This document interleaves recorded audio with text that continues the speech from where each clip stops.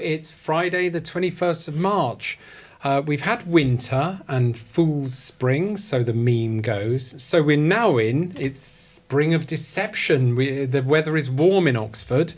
And coming up is the third winter. Round the corner is winter. Well, ironically, in this moment of history, we have talks of peace between Russia and Ukraine. Is that a spring of deception? And a breakdown of the ceasefire between Israel and Hamas. Is that a third winter?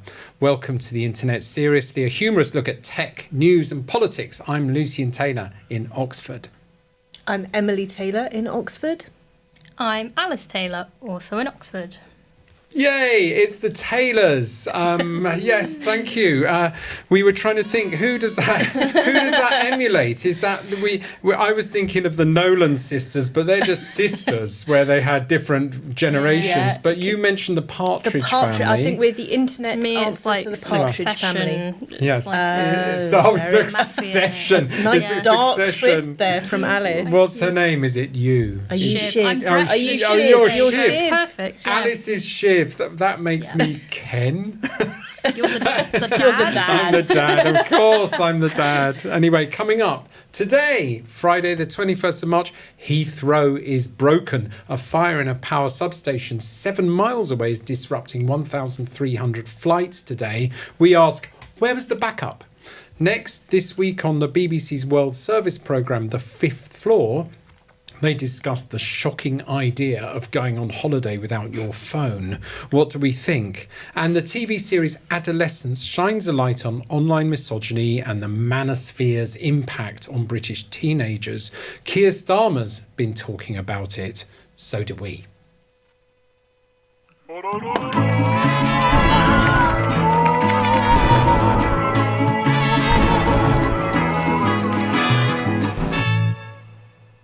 This is crazy. Before we talk about Heathrow, please hit subscribe to this channel and hit follow on Apple Podcasts and rate and review us if you like. We need you.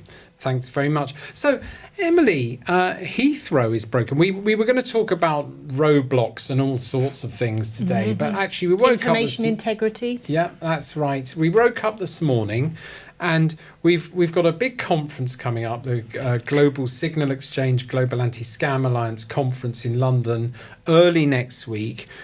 People are flying in from all around the world. How are they going to get here?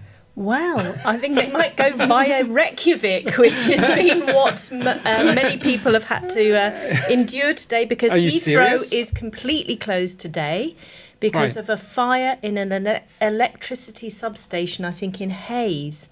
And that's an area 7 miles away. Basically, they've got a building. I mean, if ever I see substations, they usually look like the size of this office building that we're in, and nobody ever really knows what's happening, but there's a big hum from them, and do not go in danger of electric shock. Yes, so that's where it turns out the only place where Heathrow gets all of its electricity from. Alice, the government lists these sort of assets and services as critical national infrastructure. There's certain parts of the technology. There may be sort of electricity, water, gas, hospitals, and they regard Heathrow as critical national infrastructure. What do you think that means? Critical national infrastructure. I'm assuming it means if it goes wrong, we're screwed. Right. Yes. So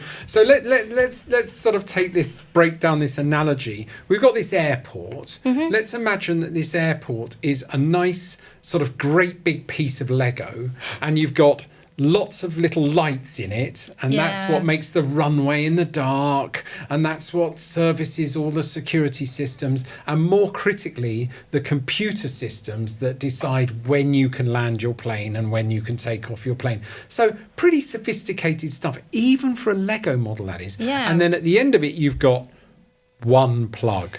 Not ideal. But the whole of Heathrow. I've been doing a little bit of just sort of international comparators. What's normal? Yes. I mean, because obviously it's easy to be wise after the event.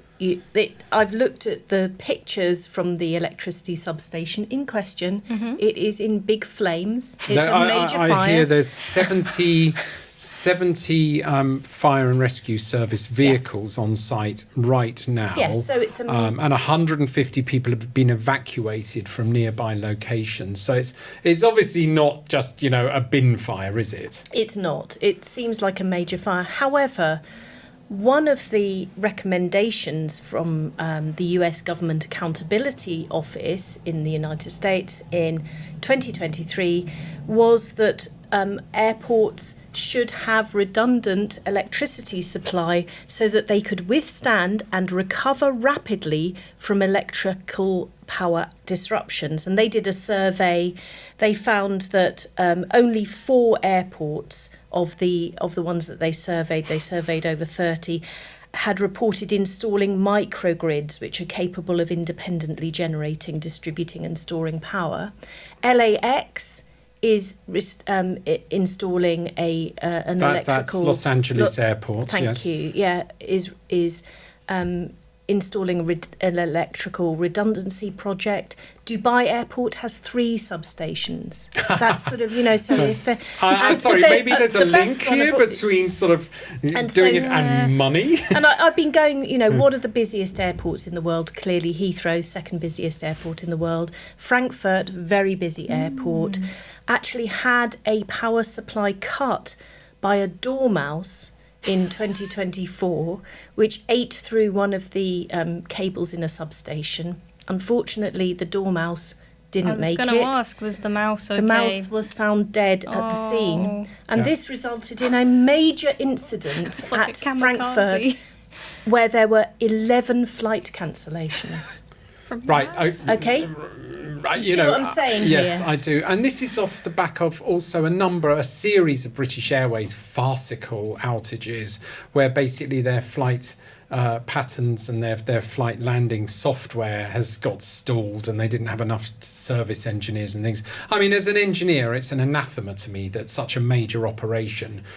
We're told all the time with servers and rack servers and hardware supplies, you have to have redundant power supplies. One server facility that we had ourselves, they didn't really have enough backup in the summer once it was found, and the owner of that server system near the M4 in Reading was running around trying to find air conditioning systems to actually cool down servers that were getting too hot because the air conditioning packed up and they didn't have a redundant power supply. They do now. It's astonishing to me that they haven't prepared for this sort of thing. One funny point, Alice, I thought you'd find interesting is at the moment they're diverting. When you say 1,300 flights, some of these flights are massive. They're coming in from America and China and Japan, and these are big jumbo jets, and so they're sending some of these craft to places like Gatwick. Okay, fair enough. Charles de Gaulle in Paris, they can handle it. Shannon in Ireland. So nice. You're in International Ireland. Airport. Yeah, we're there for Shannon. I get this idea. Can you imagine you're sitting there in Shannon and you're going to a little trip to France or something and you watch 50 jumbo jets landing and everyone queuing at the coffee shop? That'd be great, anyway. I think it would be lovely. Little big holiday in the Shannon. west of Ireland. There's pros and cons. Anyway, we've got some more serious things to discuss. But before that, it's time for our Guilty Pleasure Online.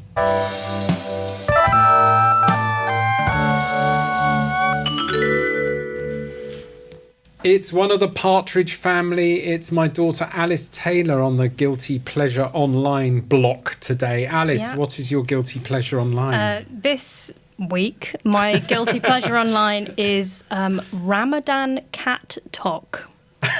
So let me explain this kind of story. So the algorithm sent me this way because I came across a video of a non-Muslim person, quite like myself, young woman, who was like, I've ended up on Ramadan Talk and I'm really getting into it. I don't know how, but it's like, I'm really forgetting that I'm not a Muslim. I'm like, God, the times for Ramadan, for iftar this year, absolutely great. It's such a good year. And I'm really I watched that video and was like, oh, that's quite funny. And then I got more and more Ramadan Talk, which is hilarious and just so amazing. It's like there's this is like TikTok, but Ramadan a part of TikTok that is about Ramadan. So for example, it's targeting the Muslim community. It's like the demographic that would normally be watching it is people who are Muslims, but it's kind of seems to have broadened out. I don't know if it's just this year or just so for example, people message an imam saying, is it haram to play Beyblades? Is it haram for my character in Minecraft to eat pork in the game? Ooh. Not a very straightforward answer. What was the answer to that? Well, it's not haram to play Beyblades. It's not haram to play with Lego.